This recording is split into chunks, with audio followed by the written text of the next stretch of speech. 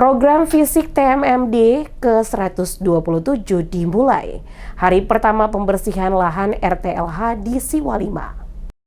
Pelaksanaan kegiatan TNI Manunggal Membangun Desa atau TMMD ke-127 resmi dimulai di Kota Dobo, Kabupaten Kepulauan Aru. Pada hari pertama, Satuan Satgas TMMD melakukan pembersihan lahan untuk pembangunan rumah tidak layak huni di Kelurahan Siwalima, Kecamatan Pulau-Pulau Aru pada Rabu 11 Februari 2026. Komandan Satuan Tugas TMMD ke-127, Andi Agus Salim, dalam rilis yang diterima DMS Group menyampaikan bahwa kegiatan ini merupakan bagian dari upaya pemerataan pembangunan serta penyediaan hunian yang layak bagi masyarakat. Ia menjelaskan, kegiatan tahap awal difokuskan pada pembersihan lokasi pembangunan. Personel gabungan TNI Polri bersama masyarakat yang tergabung dalam Satgas TMMD bergotong royong membersihkan area, mulai dari pemotongan rumput, pembersihan semak belukar, hingga perataan lahan. Menurutnya, semangat kebersamaan antara TNI dan warga menjadi bukti nyata kemanunggalan TNI dengan rakyat. Melalui program TMMD, diharapkan pembangunan di wilayah dapat dipercepat sekaligus memberikan dampak langsung terhadap peningkatan kesejahteraan masyarakat.